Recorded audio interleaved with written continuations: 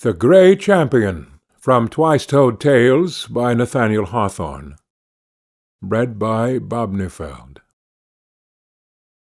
There once was a time when New England groaned under the actual pressure of heavier wrongs than those threatened ones which brought on the Revolution.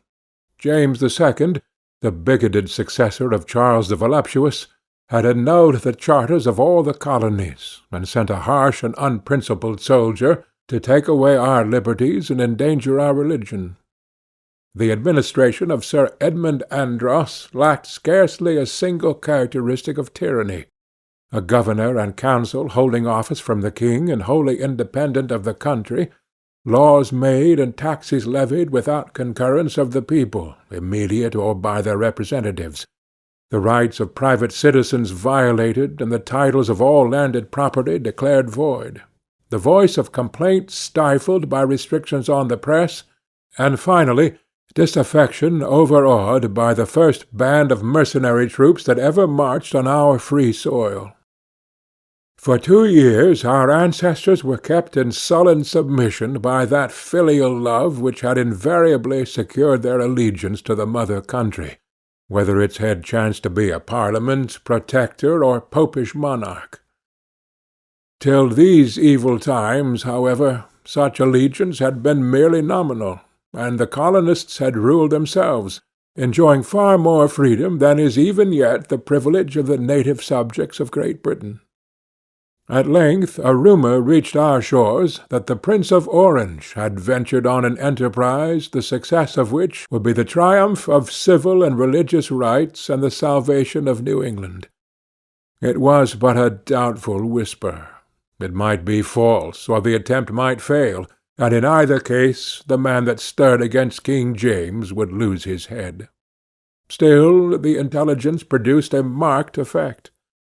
The people smiled mysteriously in the streets, and threw bold glances at their oppressors, while far and wide there was a subdued and silent agitation, as if the slightest signal would rouse the whole land from its sluggish despondency. Aware of their danger, the rulers resolved to avert it by an imposing display of strength, and perhaps to confirm their despotism by yet harsher measures.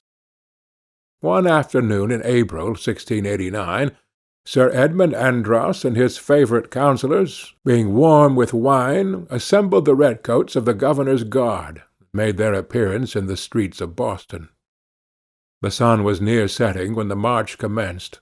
The roll of the drum at that unquiet crisis seemed to go through the streets less as the martial music of the soldiers than as a muster call to the inhabitants themselves. A multitude of various avenues assembled in King Street, which was destined to be the scene, nearly a century afterward, of another encounter between the troops of Britain and a people struggling against her tyranny.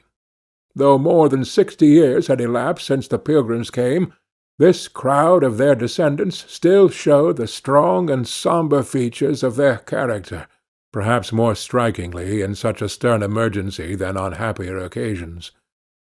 There was the sober garb, the general severity of mien, the gloomy but undismayed expression, the scriptural forms of speech, and the confidence in heaven's blessing on a righteous cause which would have marked a band of the original Puritans when threatened by some peril of the wilderness.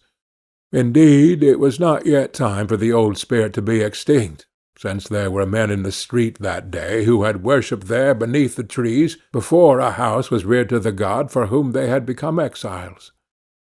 Old soldiers of the Parliament were here too, smiling grimly at the thought that their aged arms might strike another blow against the house of Stuart. Here also were the veterans of King Philip's war, who had burned villages and slaughtered young and old with pious fierceness, while the godly souls throughout the land were helping them with prayer. Several ministers were scattered among the crowd, which, unlike all other mobs, regarded them with such reverence as if there were sanctity in their very garments. These holy men exerted their influence to quiet the people, but not to disperse them. Meantime, the purpose of the governor in disturbing the peace of the town at a period when the slightest commotion might throw the country into a ferment was almost the universal subject of inquiry, and variously explained. "Satan will strike his master-stroke presently," cried some, "because he knoweth that his time is short. All our godly pastors are to be dragged to prison. We shall see them at a Smithfield fire in King Street." Hereupon the people of each parish gathered close around their minister, who looked calmly upward and assumed a more apostolic dignity, as well befitted a candidate for the highest honor of his profession, a crown of martyrdom. It was actually fancied at that period that New England might have a John Rogers of her own to take the place of that worthy in the primer. "The Pope of Rome has given orders for a new St. Bartholomew," cried others. "We are to be massacred, man and male child." Neither was this rumor wholly discredited, although the wiser class believed the governor's object somewhat less atrocious. His predecessor under the old charter, Bradstreet, a venerable companion of the first settlers, was known to be in town. There were grounds for conjecturing that Sir Edmund Andros intended at once to strike terror by a parade of military force, and to confound the opposite faction by possessing himself of their chief. "Stand firm for the old charter governor!" shouted the crowd, seizing upon the idea. "The good old Governor Bradstreet!" While this cry was at the loudest, the people were surprised by the well-known figure of Governor Bradstreet himself, a patriarch of nearly 90, who appeared on the elevated steps of a door, and with characteristic mildness besought them to submit to the constituted authorities. "My children," concluded this venerable person, "do nothing rashly. Cry out aloud, but pray for the welfare of New England, and expect patiently what the Lord will do in this matter." The event was soon to be decided. All this time the roll of the drum had been approaching through Cornhill, louder and deeper, till with reverberations from house to house, and the regular tramp of martial footsteps, it burst into the street. A double rank of soldiers made their appearance, occupying the whole breadth of the passage, with shouldered matchlocks and matches burning, so as to present a row of fires in the dusk. Their steady march was like the progress of a machine that would roll irresistibly over everything in its way. Next, moving slowly, with a confused clatter of hoofs on the pavement, rode a party of mounted gentlemen, the central figure being Sir Edmund Andros, elderly but erect and soldier-like. Those around him were his favourite counsellors and the bitterest foes of New England. At his right hand rode Edward Randolph, our arch-enemy, that blasted wretch, as Cotton Mather calls him, who achieved the downfall of our ancient government, and was followed with a sensible curse through life, and to his grave. On the other side was Bullivant, scattering jests and mockery as he rode along. Dudley came behind with a downcast look, dreading, as well he might, to meet the indignant gaze of the people, who beheld him, their only countryman by birth, among the oppressors of his native land. The captain of a frigate in the harbour, and 2 or 3 civil officers under the crown were also there. But the figure which most attracted the public eye and stirred up the deepest feeling was the episcopal clergyman of King's Chapel, riding haughtily among the magistrates in his priestly vestments, the fitting representative of prelacy and persecution, the union of church and state, and all those abominations which had driven the Puritans to the wilderness. Another guard of soldiers, in double rank, brought up the rear. The whole scene was a picture of the condition of New England, and its moral, the deformity of any government that does not grow out of the nature of things and the character of the people. On one side the religious multitude with their sad visages and dark attire, and on the other the group of despotic rulers, with the high churchman in the midst, and here and there a crucifix at their bosoms, all magnificently clad, flushed with wine, proud of unjust authority, and scoffing at the universal groan. And the mercenary soldiers, waiting but the word to deluge the street with blood, showed the only means by which obedience could be secured. "O Lord of hosts!" cried a voice among the crowd, "provide a champion for thy people." This ejaculation was loudly uttered, and served as a herald's cry to introduce a remarkable personage. The crowd had rolled back, and were now huddled together nearly at the extremity of the street, while the soldiers had advanced no more than a third of its length. The intervening space was empty, a paved solitude between lofty edifices, which threw almost a twilight shadow over it. Suddenly there was seen the figure of an ancient man, who seemed to have emerged from among the people, and was walking by himself along the centre of the street to confront the armed band. He wore the old Puritan dress, a dark cloak and a steeple-crowned hat in the fashion of at least 50 years before, with a heavy sword upon his thigh, but a staff in his hand to assist the tremulous gait of age.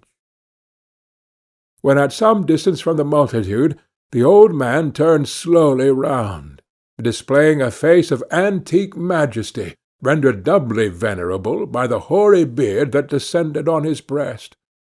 He made a gesture at once of encouragement and warning, then turned again and resumed his way.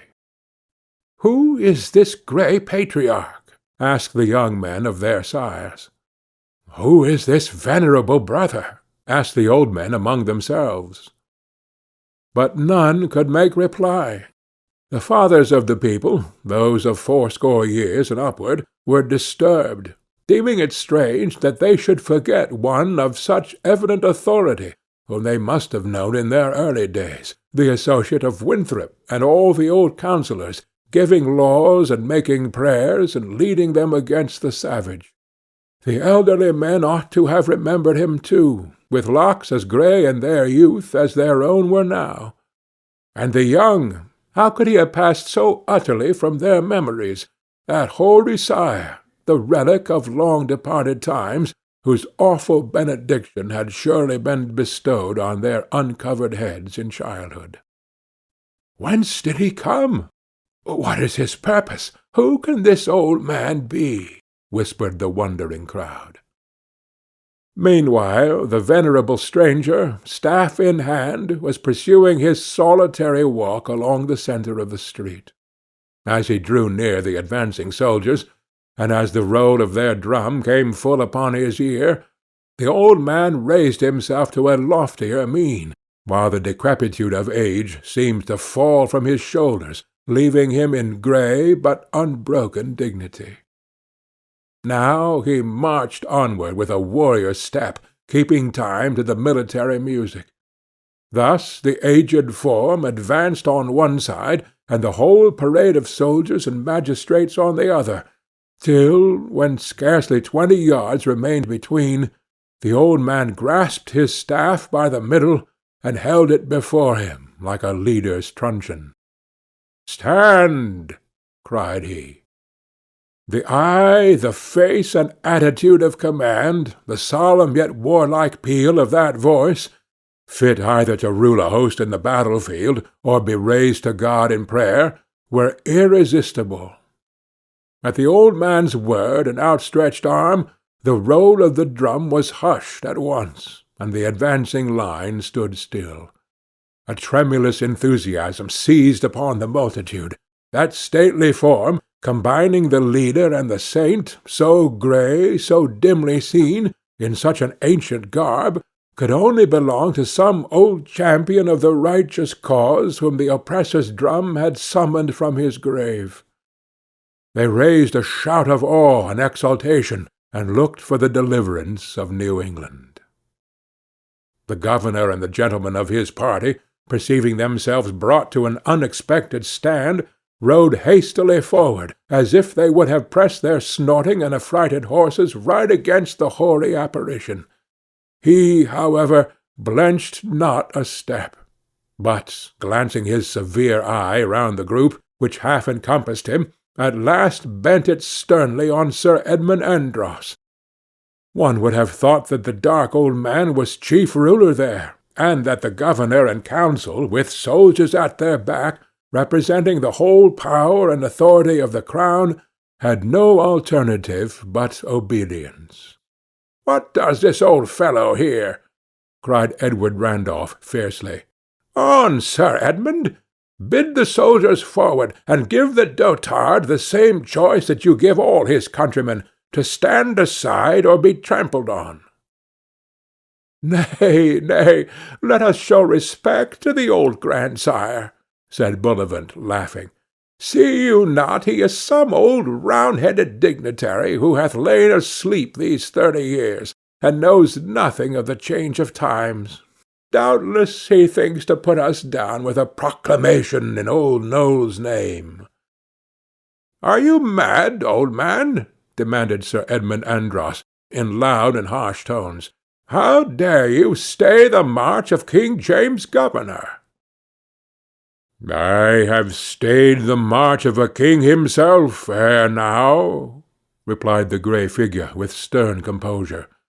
"I am here, Sir Governor, because the cry of an oppressed people have disturbed me in my secret place, and beseeching this favour earnestly of the Lord, it was vouchsafed me to appear once again on earth in the good old cause of his saints. And what speak ye of James? There is no longer a popish tyrant on the throne of England, and by tomorrow noon his name shall be a byword in this very street, where ye would make it a word of terror. Back, thou that wast a governor, back! With this night thy power is ended. Tomorrow the prison. Back, lest I foretell the scaffold." The people had been drawing nearer and nearer, and drinking in the words of their champion, who spoke in accents long disused, like one unaccustomed to converse except with the dead of many years ago. But his face stirred their souls. They confronted the soldiers, not wholly without arms, and ready to convert the very stones of the street into deadly weapons. Sir Edmund Andros looked at the old man. Then he cast his hard and cruel eye over the multitude, and beheld them burning with that lurid wrath so difficult to kindle or to quench, and again he fixed his gaze on the aged form which stood obscurely in an open space, where neither friend nor foe had thrust itself. What were his thoughts he uttered no word which might discover, but whether the oppressor were overawed by the grey champion's look, or perceived his peril in the threatening attitude of the people, it is certain that he gave back, and ordered his soldiers to commence a slow and guarded retreat. Before another sunset, the governor and all that rode so proudly with him were prisoners, and long ere it was known that James had abdicated, King William was proclaimed throughout New England. But where was the grey champion? Some reported that when the troops had gone from King Street, and the people were thronging tumultuously in their rear, Bradstreet, the aged governor, was seen to embrace a form more aged than his own. Others soberly affirmed that while they marvelled at the venerable grandeur of his aspect, the old man had faded from their eyes, melting slowly into the hues of twilight, till where he stood there was an empty space. But all agreed that the hoary shape was gone. The men of that generation watched for his reappearance in sunshine and in twilight, but never saw him more, nor knew when his funeral passed, nor where his gravestone was. And who was the grey champion? Perhaps his name might be found in the records of that stern court of justice which passed a sentence too mighty for the age, but glorious in all after-times for its humbling lesson to the monarch and its high example to the subject. I have heard that whenever the descendants of the Puritans are to show the spirit of their sires, the old man appears again. When 80 years had passed, he walked once more in King Street. 5 years later, in the twilight of an April morning, he stood on the green beside the meeting-house at Lexington, where now the obelisk of granite with a slab of slate inlaid commemorates the first fallen of the Revolution. And when our fathers were toiling at the breastwork on Bunker's Hill, all through that night the old warrior walked his rounds. Long, long may it be ere he comes again. His hour is one of darkness and adversity and peril. But should domestic tyranny oppress us, or the invader's step pollute our soil, still may the great champion come, for he is the type of New England's hereditary spirit, and his shadowy march on the eve of danger must ever be the pledge that New England's sons will vindicate their ancestry. End of The Grey Champion.